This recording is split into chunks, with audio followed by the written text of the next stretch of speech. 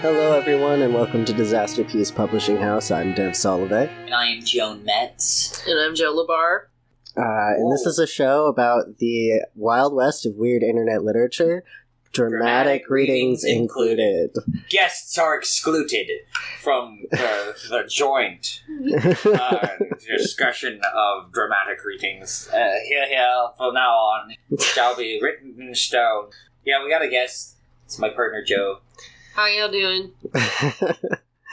And we are also back with talking about a couple more SCPs. So to recap, kind of just give a broad overview of what the SCP Foundation is. This is a multimedia collaboration from a lot of different authors, essentially building this canon about a foundation which finds anomalous things, items, creatures, people, etc. that, have inexplicable properties and contain them, essentially, protect them from the general population.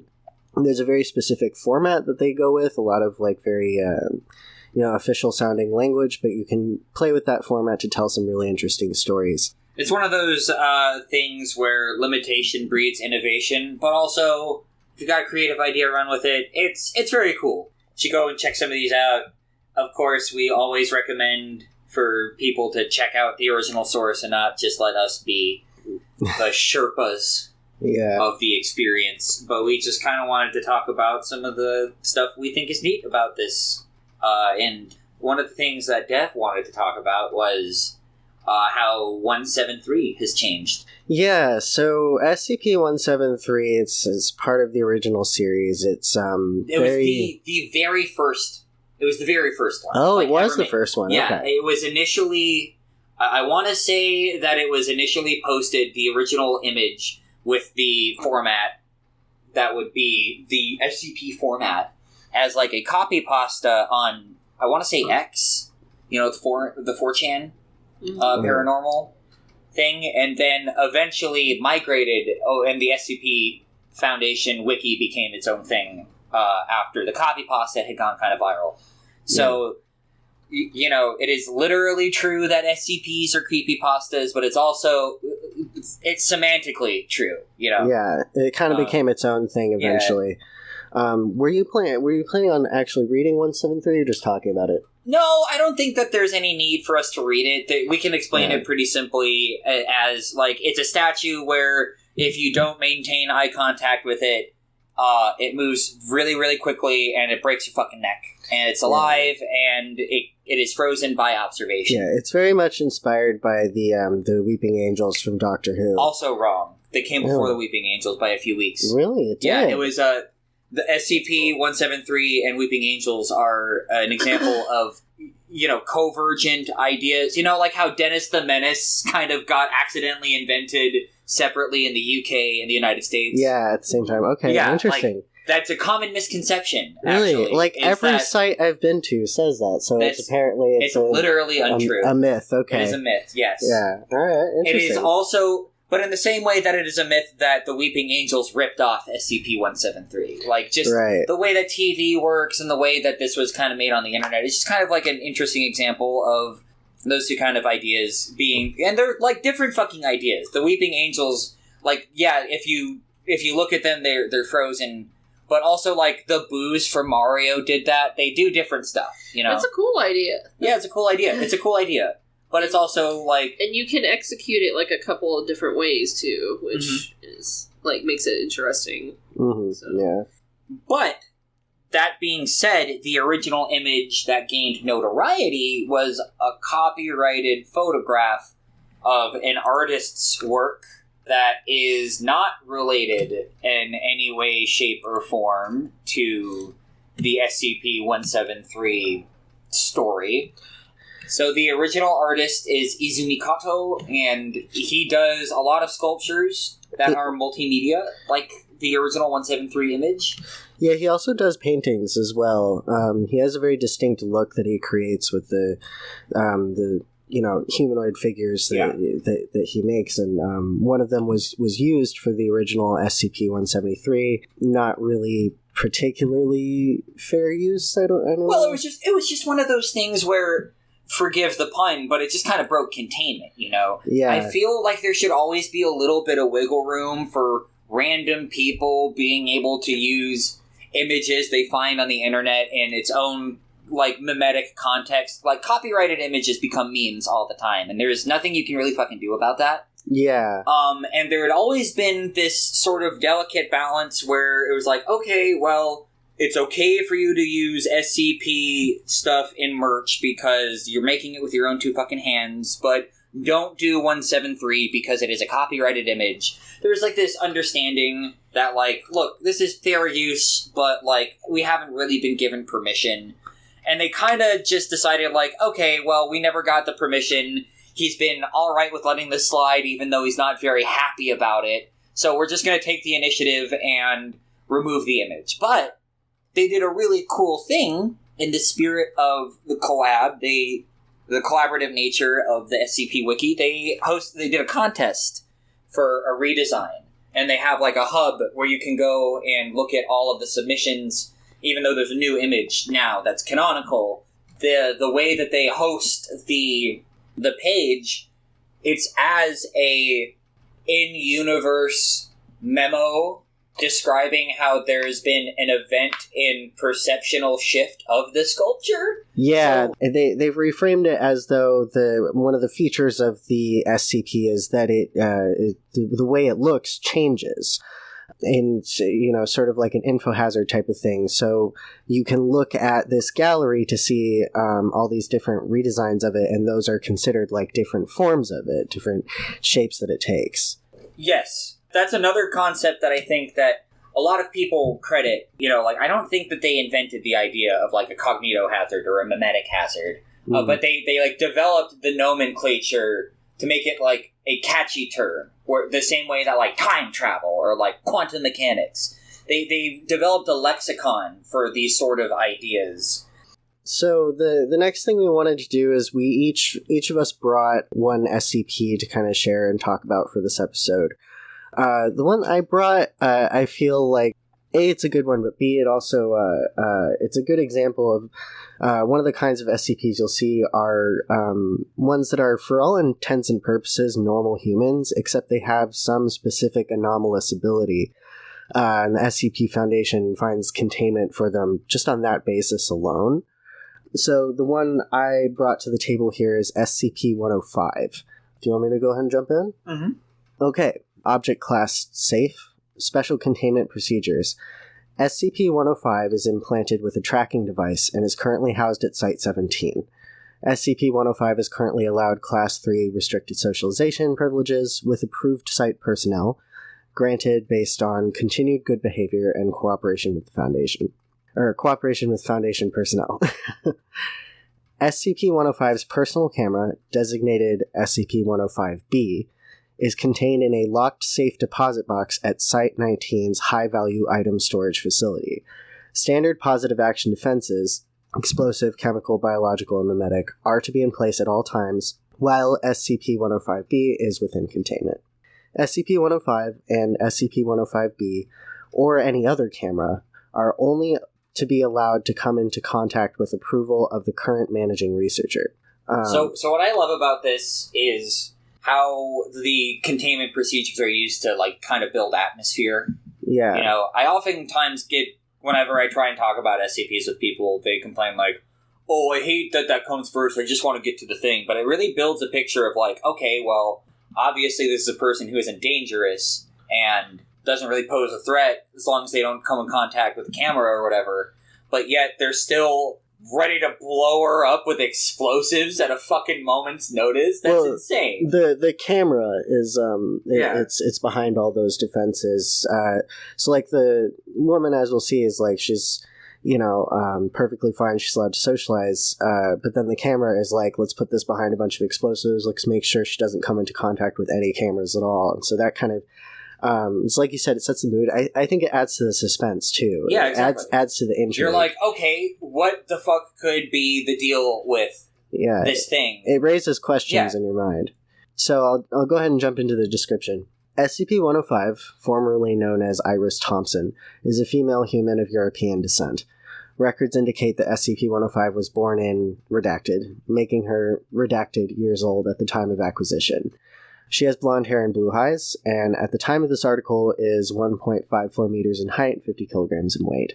She does not appear to have any out-of-the-ordinary physical characteristics and appears to be, for all intents and purposes, a normal human being in good health. SCP-105-B is a Polaroid one-step express camera manufactured in 1982.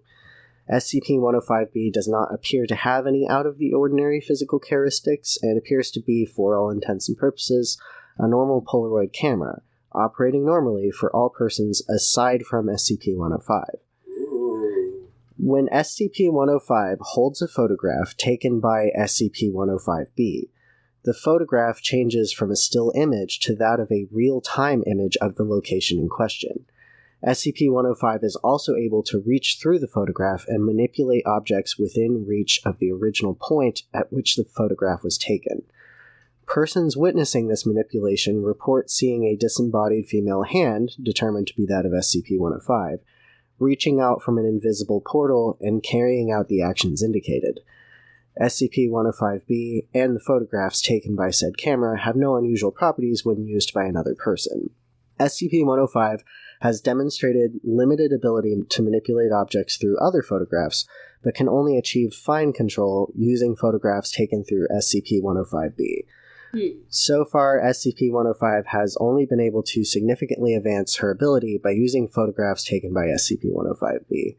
It's interesting, that last sentence sort of implies kind of the following information, which is that they've been testing this, right? That's another frequent feature of SCP articles, is that they'll test these anomalies. Yeah, so you always have the implication of, like, what it takes to come to that conclusion. Yeah. Yeah. And the way that it's really clinical in its language always, like, kind of obfuscates that. Mm-hmm. Kind of, like, forces you to actually peek beyond the objective to try and see, like, the real story.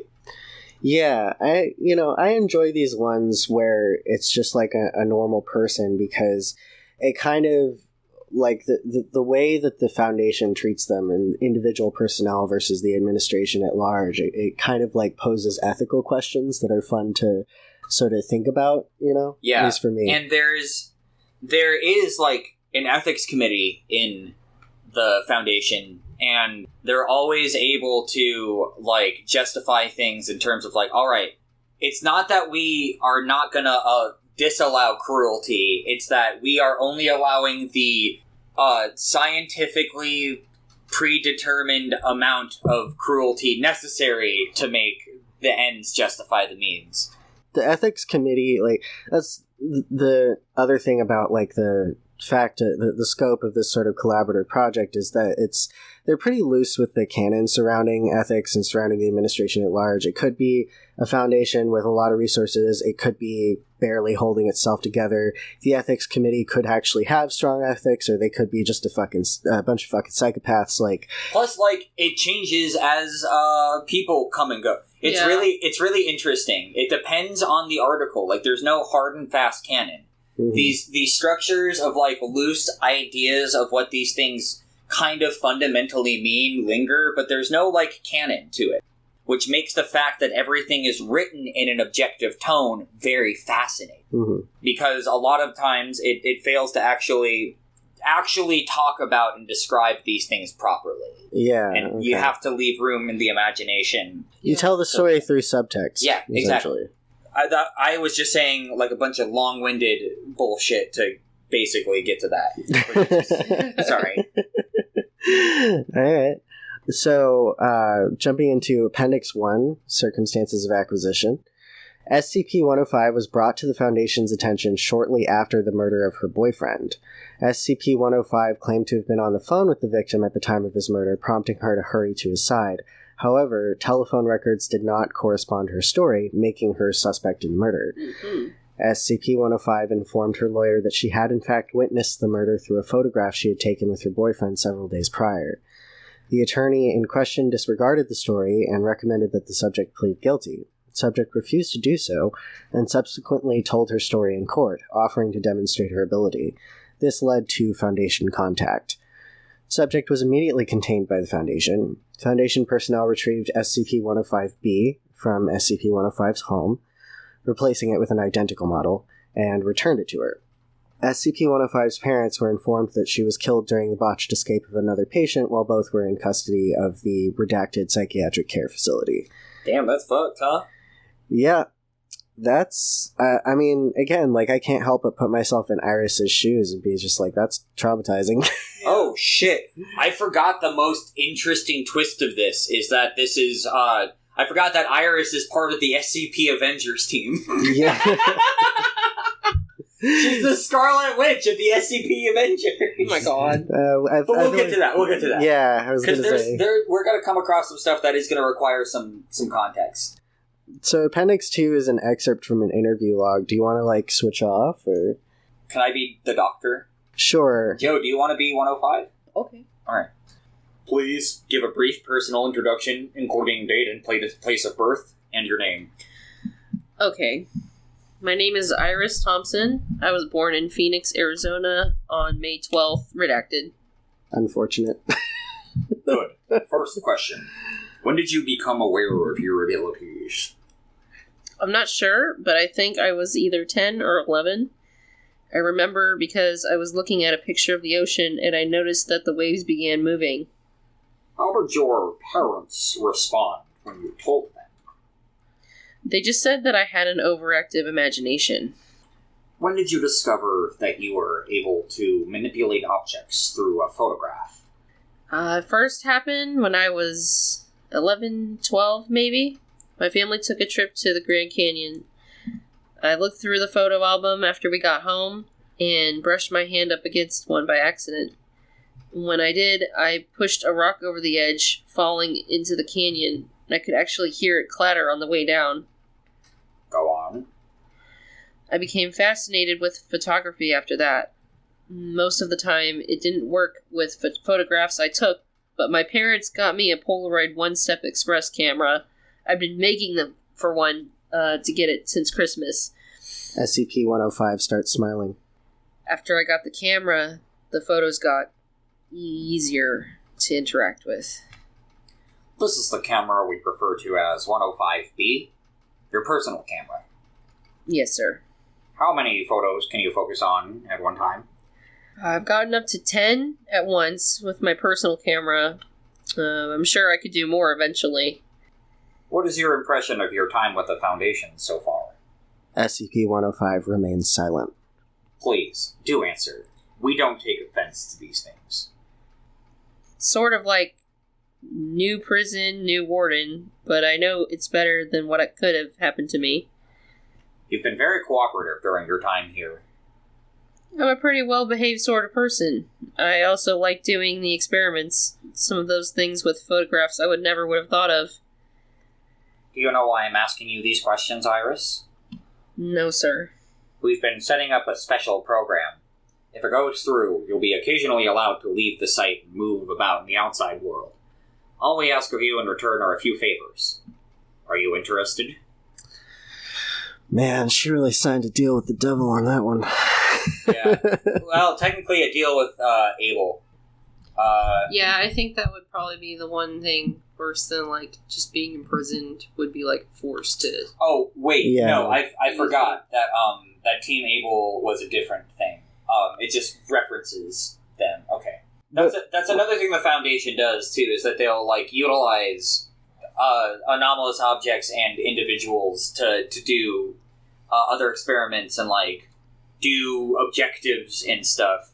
Which is really funny, because, like, there's the Global Occult Initiative or whatever, the other, like, nefarious organizations out there who more or less do the same thing, and just with, like, a different set of principles and goals, and they're like, ooh, they're bad because they do that! Look at those fuckers over there!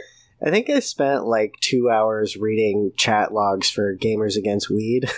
Gamers Against Weed is the best! Oh my god. Gamers Against Weed, they're just they're a bunch of memers who create, like, shitpost anomalies. Oh, I love that. Yeah, but some of them are also, like, heart-wrenchingly fucking tragic. Yeah, some of them are pretty good. Yeah, anyway. Addendum 3, History of Service with Mobile Task Force Omega 7. SCP-105 was the second humanoid SCP recruited to Mobile Task Force Omega-7 under the Pandora's Box initiative. Unlike Team Able, associated with SCP-0762, which was assigned to strike and capture operations, Team Iris, in quotes, had the primary mission of reconnaissance and intelligence gathering. Team Iris carried out over 20 missions in cooperation with the Bow Commission. These missions were carried out swiftly and without incident. Team Able, referencing 0762. 0762 is a guy who has, like, fucking Hork-Bajir blades coming out of his body, and he just endlessly respawns out of a cube, and he just loves to murder. And they're like, hey, what if you did some stuff for us? And he's like, all right, do I get to murder stuff? And they're like, yeah, there's no way this could possibly backfire. And then it possibly backfired. Yeah, what could go wrong? Yeah. And then he did a bunch of murders. Yeah, almost as if letting a murderer out in the world is kind of asking for it. But the Team Able 0762 rabbit hole's a fun one to go down. I encourage our listeners to do it. I'm actually going to open that in a new tab. So, the first disciplinary incident involving SCP-105 involved the escalation of Team Iris missions from reconnaissance to wet work. I love that term. SCP-105 violently opposed the use of her abilities to carry out assassinations, even after members of the Bow Commission repeatedly attempted to secure her cooperation. See interview log 105-21-6543. I love the term wet work. That's great. Yeah. It's like when mafiosos say painting houses. Yeah, right. It's great. During these events, SCP-105 became emotionally distressed and attempted to deceive Foundation personnel into believing that her anomalous traits had disappeared. Dr. Redacted, who we'll be calling Dr. D, submitted a report recommending that SCP-105 be reclassified as neutralized, undergo amnestic treatment, and be released to the public with regular monitoring. This recommendation was denied.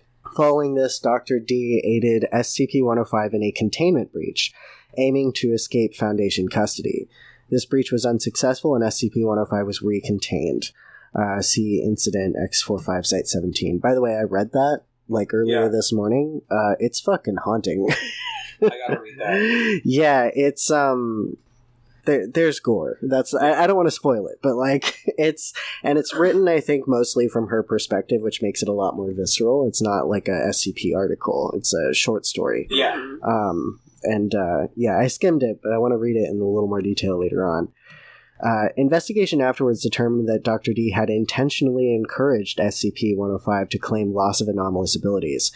SCP-105 redemonstrated her anomalous abilities in exchange for restoration of limited privileges. So that one's interesting. I enjoy that because it shows a very clear conflict of interest with a particular person in the Foundation. It kind of humanizes the organization in a way that I really enjoy, because a lot of really hard sci-fi with foundations like this, they're sort of unfeeling robots. Yeah. And I like the idea that there's particular people in the organization who know that certain things are wrong and will kind of act on their own accord. The more you read the various articles, you'll see that, for lack of a better term, the Foundation weaponizes neurodivergence oftentimes. They'll, psychologically profile people and, use people as they are to carry out their means. So there is that level of, robotic, the machine-like operation to the way that the Foundation is in and of itself kind of this thing that operates of its own accord, despite what the individuals within it. I think what I was trying to say is I don't like sci-fi mostly because of all the tropes, and this one breaks my least favorite trope, and I really enjoy that about it. Yeah, I'm just saying, it's they evolve through that trope, though. Yeah. But they play around with what it would actually be like to try and live within and work within that foundation. The entity of the Foundation itself kind of has to operate independent of what a person might operate on their own moral accords would be, but they still have to use people who have those perspectives for their own ends. So it is comprised of people like that. So there's this conflict. Yeah, that's pretty much exactly what I was trying to say. All right. Did you have anything to say, Joe? Oh, about this one? No, I've just been very, into this conversation, actually. Just been vibing? Okay. Yeah. No, I've got plenty to talk about with mine, so... All right. Okay. We've pretty much gone over everything. There's a last sort of addendum that references both the incident we talked about and then Mobile Task Force Alpha 9, which seems like a larger project, which, when I skimmed it, is unfinished. Yeah. It's currently on hiatus, but... that's kind of all the story. We pretty much read it. So if we want to take a quick break. Yeah, we'll take a quick break. I will say, the idea of reaching into a photograph and being able to, manipulate reality through it is very cool. God, imagine what a pants-shitting moment it would be to just see a hand come out of nowhere. Yeah. I know. It is interesting how she's consistently characterized as a pacifist. Yeah. From the very beginning, she is unrelated to her boyfriend's murder. She used her ability to basically go oh shit, I know this is going to happen, and was there because of her power, unrelated to the murder. Yeah, no, it's very good. I like 105. Iris is a good girl, and she deserves freedom. She does. Yeah. Hashtag free Iris. All right, we'll be right back.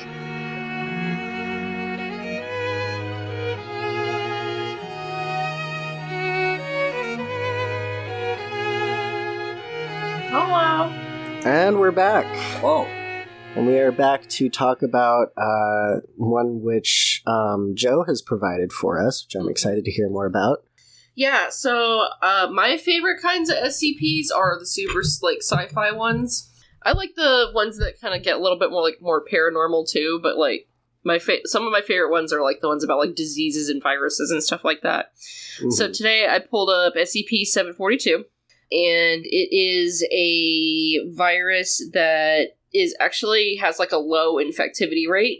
It has to be injected into you, which I think gives a lot of subtext that it's an artificial virus or something like that. So there's multiple ways to interpret it. Yeah, which I think is really cool. Because it seems like it's something that you have to intentionally infect someone with. It's not something that spreads like a typical virus does. I feel like it's probably going to hit different post-COVID too. Mm-hmm.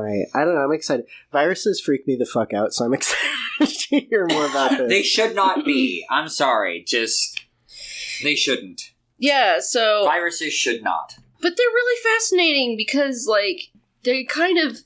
there's a lot of debate on whether or not they're actually organisms that are alive or not, because it's literally they're just programs. They're nature's programs. They just run a program in your cells, and that's how they just execute code essentially. Yeah, it's super, super cool.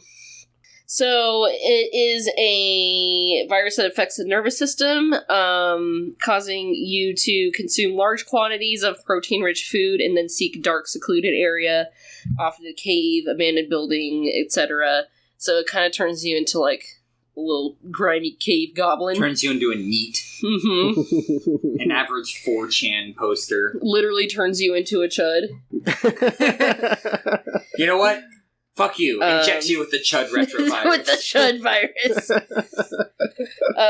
So, during this period, when you're first getting infected, it also completely reverse transcribes itself into the subject's DNA and deactivates its viral properties. So, it's gets in your... mutates you, which is super cool. Because that is something that viruses kind of do. Mm-hmm. Once they affect you, you're never the same, right? Mm-hmm. So the victim, they use the food energy they ingest during the first phase to create new organs in your body and alter the nervous system, so it effectively turns you into another creature. Oh, that's fucked. Yeah. Why don't you start reading the procedures and stuff? Yeah, I'll read the article. Do you want me to just read it? We'll just read the thing. Yeah. Okay. Read the thing, Dean. Sure. So instances of the SCP-742-1 are kept in a separate solitary confinement cells in the maximum security wing of Site Redacted and are fed redacted kilograms of freshly harvested human bone marrow Oh, shit. obtained redacted in addition to standard humanoid grade rations. So you just know that some D classes are just like designated SCP-7412 food. yeah.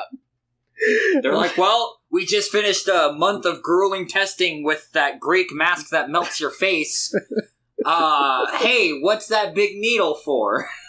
I'm picturing like some kind of 4chan Redditor or whatever, just like huddled in a corner and like slurping bone marrow out of a femur or something. Like Saturn devouring his son. So samples of the SCP-742 virus itself are kept in a secure vault at Site-19. Personnel are to know when infected individuals are extremely dangerous. SCP-742 itself is not has an exceedingly low infectivity rate, except when injected directly into the bloodstream and is not considered a biohazard. Mobile Task Force Redacted has been created to respond to uncontained outbreaks of SCP-742 and are currently in the field in Redacted. Oh, that's fucked. There's that implication that there's a problem of containment breach. All the time.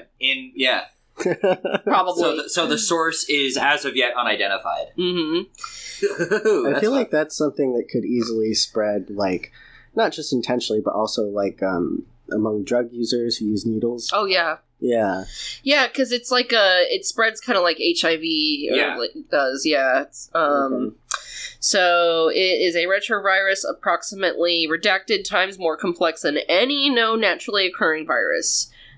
SCP-742 infects all cell types, but initially only enters the lytic cycle in helper T cells, leading to a state of immunocompromise that allows SCP-742 to affect every one of the infected subject cells. So that's literally like AIDS, huh? Yeah, and it's also, like a mutating, like a mutagen. Yeah, right? yeah. Mm-hmm. So, infective cells secrete hormones that increase appetite as well as a signal compound. Once full infection of achieved concentration of the signal compound reaches a target level, the infection enters stage 2. Yeah, it affects the nervous system, causing the infected subject to ravenously consume large quantities of protein-rich food, and then seek a dark, secluded area, often a cave, abandoned building, or a crypt. At this point, the subject enters a state of hibernation, slowing the metabolism to a point of apparent death. During this period, the SCP-742 retrovirus completely reverse transcribes itself into the infected subject's DNA and deactivates its viral properties. Following this event, the subject is designated SCP-742-1. Newly created instances of SCP-742-1 use the food energy ingested during the viral phase to alter their physiology, resulting in an organism superficially similar to a human being, but with a second alimentary tract linked, data expunged, roof of the mouth, several new organs of indeterminate function. So you got all these new organs that you don't know what the hell they're supposed to do. That sounds terrifying. And subtly altered nervous system. Once fully transformed, instances of SCP-742-1 continue to function as if they were normal human beings and are virtually indistinguishable without medical examination. However, SCP-742 infection destabilizes the genome during reverse transcription, leading to symptoms consistent with telomerase dysfunction with an appropriate month. What's telomerase dysfunction? Do you know what that is? Telomerase dysfunction is, it has something to do with, like, your cellular proliferation. It's, like, the way that your cells divide and stuff. So it's like a virus that turns you into a ghoul, specifically to incentivize the victim to go and murder people and suck out their bone marrow. Mm-hmm. That's metal. Yeah. Yeah, it's like a zombie. It, like, kills you, restructures your DNA, makes you grow all these new organs, and then makes you want to eat, like, stem cells, basically. Right. So, because it causes your body to, like, have a problem with, like, multiplying and dividing your cells. Interesting. And somebody thought up all of this, like, as a... Normal guy. Yeah. And I love that, because I feel like it does, like, comprise a lot of different, like, ideas and concepts in, like, zombie stories, you know? Yeah. Yeah, I think it's like the whole genre is kind of, like, comprised into this one thing. It's pretty cool. Yeah. What were you going to say, Dad? I was going to say the place where that hits strongest is with the next line. So SCP-742-1 can prevent this by ingesting human stem cells. In the wild, SCP-742-1 are nocturnal hunters preying on isolated humans. The victim is first paralyzed by a venomous bite, then drained of bone marrow via redacted. Occasionally, some of the victim's flesh will also be cannibalized for sustenance. Instances of SCP-742-1 do not age normally, and if kept supplied with stem cells, are biologically immortal. Instances of so it's more like a vampire, kinda, because you're retreating into a dark cave. That's true. Yeah, that was my thought. I was thinking like a vampire or the Phantom of the Opera or something. Yeah. Or the Phantom of the Opera. It's a vampirist. The Phantom of the Opera is here, sucking bone marrow. Have you read the book? Vampires and zombies are very similar, I guess. They're both undead. Vampires actually have, like, agency over their actions.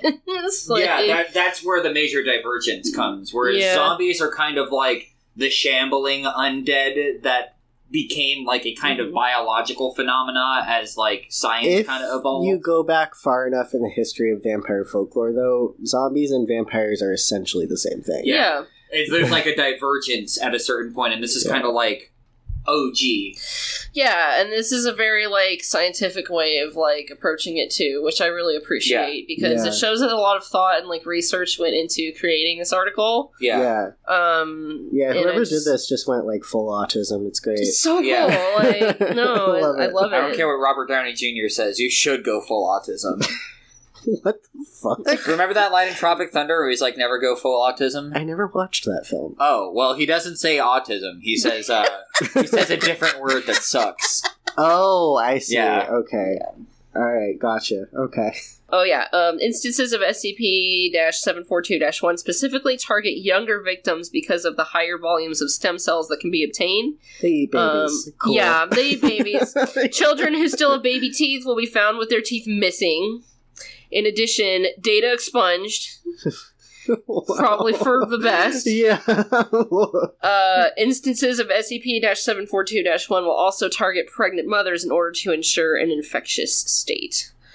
Normally, SCP-742-1 uses pluripotent stem cells from bone marrow to regenerate itself, and is incapable of spreading the SCP-742 infection. However, after ingesting at least redacted grams of totipotent stem cells, typically from a human fetus, although the source is irrelevant, SCP-742-1 secretes a small amount of fluid filled with the SCP-742 retrovirus from the redacted glands. Probably one of those new organs that you're supposed to grow. So it's occurring to me now, the reason for bone marrow specifically is because that's where, like, a lot of cells are generated, isn't it? Stem cells. Right, yeah, okay. Yeah. Yeah, and this fluid, injected, data expunged, major artery of a human victim is the primary transmission vector of the SCP-742 infection. Instances of SCP-742-1 behave subserviently towards the instance of that infected them. Yeah, there we go. Vampire. Yeah, it's a familiar. Okay. Yeah. I love that. That's cool as fuck. I always loved the scientific vampire. Me too. Yeah. Like, what is that one vampire series that's, like, based off a comic? Do you know what I'm talking about? I don't. It was based off a graphic novel. Is it 50 Days a Night? Yeah, I think it's 30 Days a Night. Yeah. That's one of my all-time favorites. Those are like I actually disease vampires. I have a copy of the graphic novel signed by Ben Templesmith, the artist. Oh, that's so cool.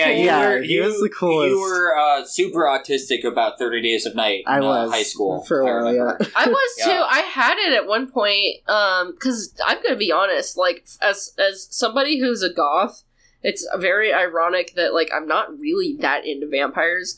Like, I think they're cool and whatever. I've just never been, like, super into, like, the vampire culture and, like, all the books and Anne Rice and yeah, I'm picky about them. Like, but I do like the more kind of, like, sci-fi angle to it. I think it is cooler. Like, I like Underworld, too, for the same reason. Even though it's a little cheesier. But there's a really good 30 Days of Night spin-off about one of those vampires getting into a space station. It's kind of like Alien a little bit. Cool! Yeah, it rules. Space would be the hardest place for a vampire to be.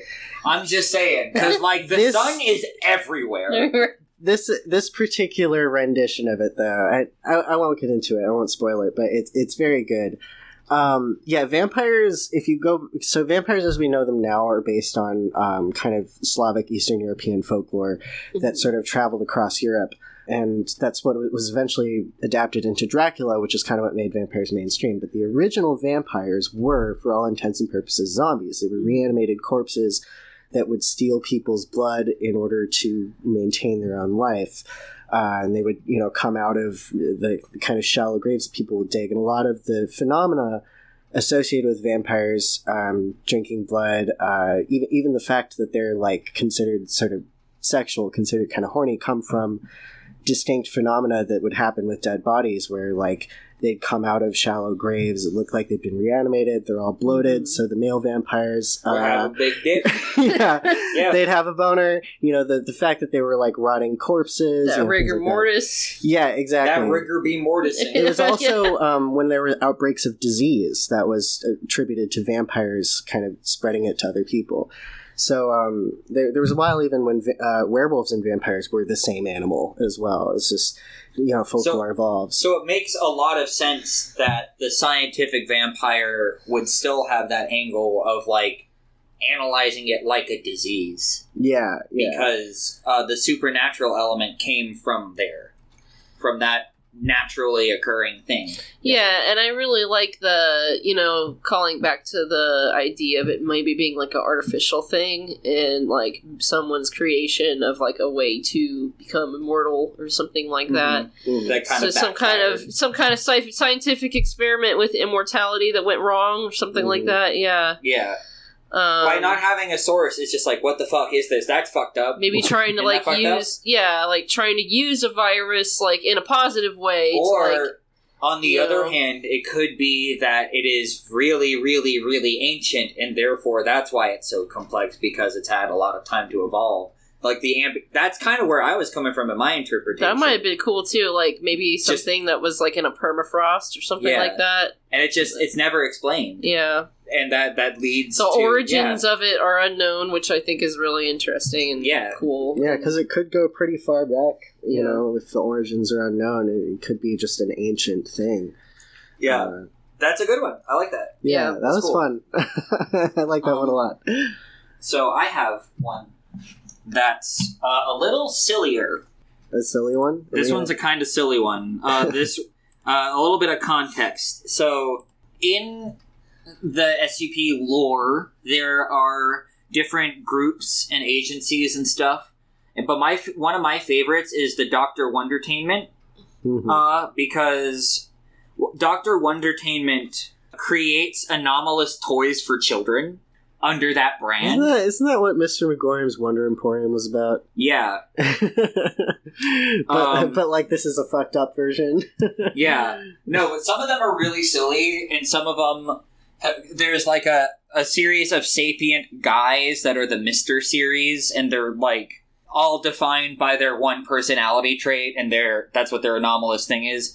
But then sometimes they're just like toys. Mm-hmm. And this one is Dr. Wondertainment's ontological 9-ball. Sorry, ontological 6-ball. Okay, where can I find that? I kind of want to pull it up. SCP-609. Yeah, Dr. Wondertainment is, like, one of the fucking funniest. Because this one is a Keter. Remind me what Keter class is again? Keter class is the most dangerous class. This is fucked up, uncontainable, and very, very dangerous. Yeah. This is what is reserved for, like the last one was Keter. It translates into crown in Hebrew, which I think is just metal as fuck. Yeah, I mix up the classes a lot. Okay, so it's safe, which is, like, you can lock it in a box, right? Yeah. You have Euclid, which is like, alright, it's hard to lock it in a box, but as long as you do that, it is containable, but it can take, if it breaks out, it can do serious damage. Keter is, holy fucking shit, this is really, really dangerous, and there's a lot of esoteric ways that could be interpreted. For this one, you'll see why. Okay? So this one starts out with crossed out containment procedures. The crossed out containment procedures are SCP-609 is to be stored in an individual opaque containers inside a locker at Research Facility 5. That's no go anymore. That used to be the case, but something happened, and now it's this. Yeah. All personnel must conduct Protocol 95 Wegner Gyatso before observing any number of SCP-6091 to ensure a clear and focused mind. Agents who locate SCP-6091 are to immediately break visual contact until the object is contained. Update. Date redacted. SCP-609 has been transferred. It is now to be contained in opaque lock bins at Storage Site 32. Because control of SCP-6091 is highly difficult due to ironic process theory, only trained researchers with Level 2 clearance and above are permitted to view it for experimental purposes. What's ironic process theory? You'll see when we get to the description. Okay. SCP-609A is to be secured in Storage Locker 11 at Research Facility 5. Viewing the text of SCP-609A in whole or in part requires permission from the head researcher. Description. SCP-609 is a collection of identical green billiard balls in the American pool style, which measure 57.155 millimeters in diameter and are believed to exist only as immaterial manifestations of a concept. Instances of 609, designated 6091, are unbound by physical laws. Each instance is impervious to damage, undetectable except by the naked eye, and unable to conduct heat. Instead, they always feel cold to the touch. SCP-6091 can be manipulated by thought. When a sapient creature is in direct visual contact with SCP-6091, it will emulate the actions the user imagines, including motion, duplication, and instantaneous manifestation at a visualized location. Observers cannot alter the physical appearance of SCP-609 or erase it from existence. Interesting.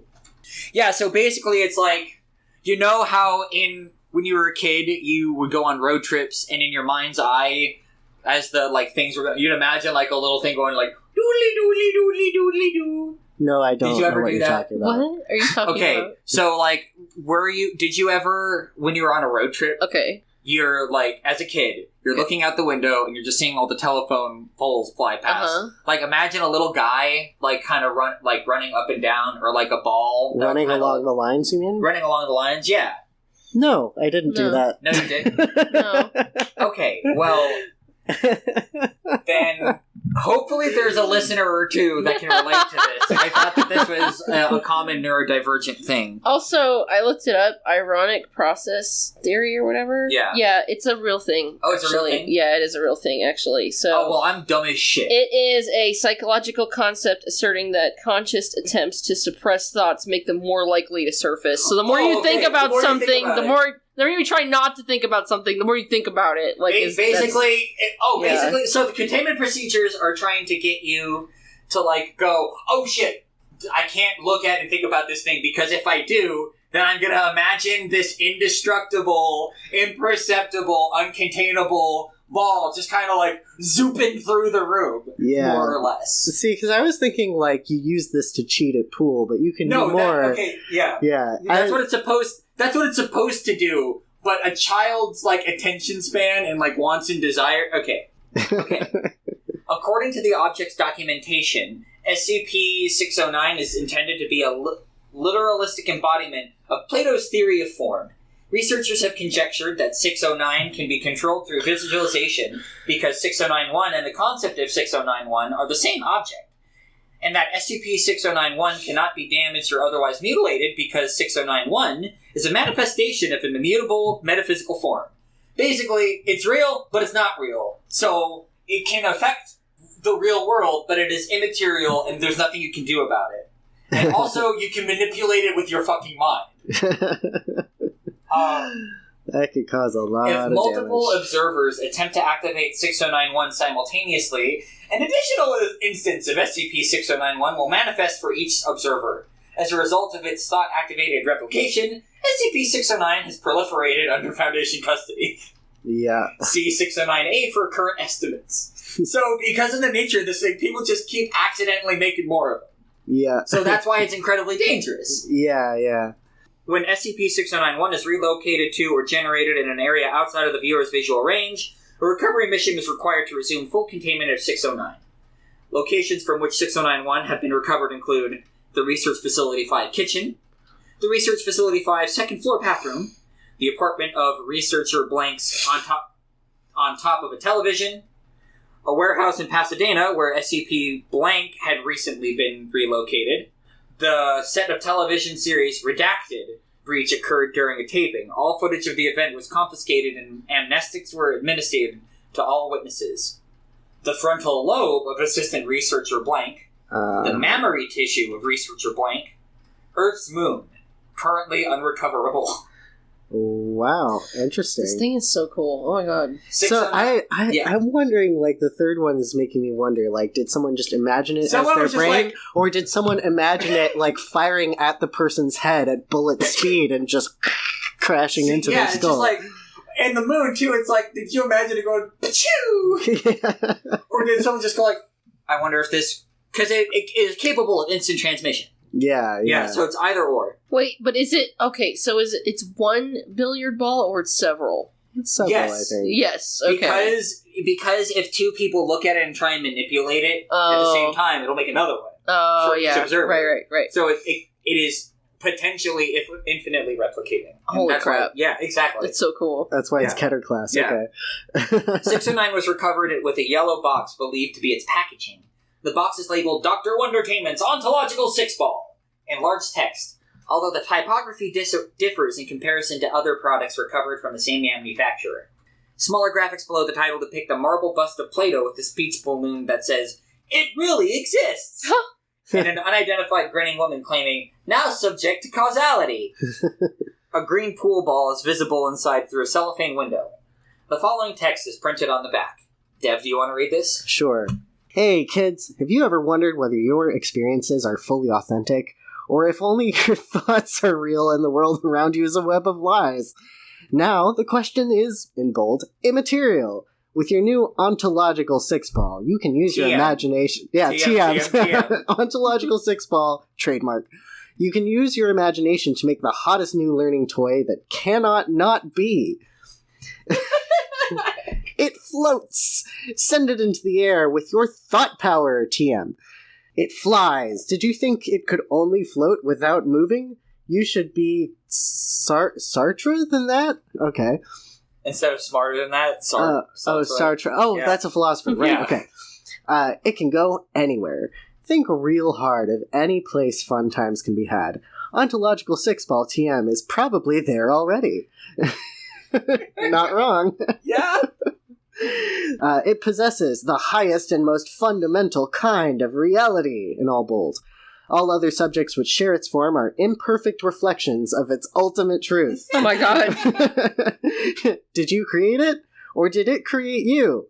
Don't put Descartes before the horse. Oh my god! If you don't think this is the grooviest toy out there, you must be joking. Caution, some assembly required. Dr. Wondertainment assumes no liability for injuries, accidents, or existential nausea caused by physical or intellectual misuse of ontological six-ball TM. Intellectual misuse. Dr. Wondertainment does not endorse solipsism and any ominous implications TM that result from use of ontological six-ball TM are not views shared by Dr. Wondertainment. Ontological six-ball TM is not beholden to space-time. Ontological 6-ball TM cannot be forgotten or unlearned. Oof. No copyright date, retail sticker, or other identifying information is present on the packaging. The package was not intended to contain 6091. The object seen through the cellophane window is a paper display insert designed to simulate a billiard ball. Instead, the object designated 609A is enclosed. SCP-609A is a cognito-hazardous 62-page booklet titled Dr. Wondertainment's Ontological 6-ball Assembly Guide. The first page contains a disclaimer. Caution. Make sure to read all instructions and warnings before assembling or operating Ontological 6-ball TM. Inadequate, modified, or otherwise improper assembly of Ontological 6-ball TM may result in undesired functions. If Ontological 6-ball TM begins to surround you to the exclusion of everything else, make you feel confused, lonely, and like the only thing you can never be sure of is the Ontological 6-ball TM, stop playing and take a break. By possessing Ontological 6-ball or any included material, including knowledge of the existence of Ontological 6-ball, you agree to accept all liability for consequences, accidental or metaphysically inherent, of Ontological 6-ball, and also consent that Ontological 6-ball will always be a fundamental part of who you are. Have fun! I like the intellectual misuse. Don't be fucking stupid with it. The remaining pages contain comprehensive instructions on assembling SCP-6091 through careful, directed thought. Printed in 6-point type with no illustrations, the booklet describes in exhaustive detail the appearance, construction, physical properties and behavior, cultural significance and symbolism, and other aspects of a pool ball made in America, ca. the 1970s, as related by someone in a state of severe mental distress. Test subjects who read 609A in its entirety have demonstrated the ability to demonstrate SCP-6091 through concentration. Although amnestic therapy is ineffective in reversing this effect, that's the worst. it can erase knowledge of the ability from subjects' minds, generally eliminating its use unless the subject is somehow informed or reminded of the ability, though, through, for example, viewing a pool table, a spherical object, the color green, or the number 6. Oof. Yeah. Amnestics can't get rid of it. Oof. That's rough. Yeah, it will always be a part of you. Forever and ever and ever and ever. Dude, this thing is crazy. Yeah. I would absolutely intellectually misuse this thing, unfortunately. I would turn the moon into one of these. I probably would, yeah. See, it's interesting because, like, my very first thought when reading this was, what if I just sent it at bullet speeds and made it, like, hit somebody and kill them? So, I have intrusive thoughts that I need to work on. I think it'd be funnier to just, like, smack him in the head just hard enough for it to go bonk. Yeah, my anxiety is too bad. I'd be like, what if I imagine this while I'm talking to someone, and then I would imagine it while I'm talking to them, and I would just probably kill everyone I know. I mean, that's why it's so dangerous. Yeah. What if I made one that was, like, the size of the sun or something? No, because it has to be, like, that ontological, Platoistic ideal of... So then it can't be the moon either. It can't be the moon. Well, you could turn the moon into it. Yeah. Oh, but the size of one. Right, okay, yeah. Well, no, because it would just... No, you couldn't just... Okay, I don't think that would work then. I think you could just make it go into the moon. Somebody else could look at it with me, and then we could make another one that was the size of the sun. No, because it would still have to be, like, the size of the ideal of the... You could imagine, if you can duplicate them, you could probably imagine enough of them to make a giant cluster of them that's the exact same size as the sun. There you go. So you can their gravitational mass. Yeah. That would be really fucked up. At some point, that would implode in on itself. These things that would just probably... I mean, it's not subject to space-time. So. Oh, that's true. So what happens if you launch one into Jupiter? I think it just stays there. Yeah, because it just zoops through, does whatever an object that size going through towards the middle would do, and it's impervious. It's impervious to any kind of, like, destruction, right? So it could go all the way into the center of Jupiter and just wreck its whole steam, which I think is fascinating. Yeah. All right. Well, that's 609, and I think a good end cap for this episode. All right, so we'd like to thank Aria for the use of our theme music. You can find a link to her card in the description below. Do you guys have any pluggables? Yeah, I finished a comic about being trans and also obsessed with cartoons, but mostly that second thing. You can find that in my link tree down below. I also stream on Twitch. I've been playing Pokemon and been trying to learn RPG Maker and making a little shitpost game. What about you, Joe? You got any pluggables? My Instagram page, I guess. Slightly.floating on Instagram. Yeah. I have a YouTube channel as well, if y'all want to check it out. Yeah, link in the description. As far as pluggables go, a lot of my creative projects are on hold at the moment for complicated reasons, but now that it's been posted on their website, I no longer have to keep it a secret. I am a finalist in the Arizona Authors Association literary competition for 2023. Woo! Yeah, I don't know how I placed just yet. I'm not going to know until November 4th, but it was in the fiction category, either first, second, third, or honorable mention. We'll see. It's going to be published on their website, and they're going to be publishing print copies too if you want to purchase one. The story that I wrote is called Rebel Memories. It's about unlearning bias and kind of seeking redemption. So, yeah, I'll post a link to that when it eventually gets published on their site, but I'm excited, wanted to announce that. Hell yeah. Yeah, and we will see you on the next episode. And until then, see you, Space Cowboy. Yee!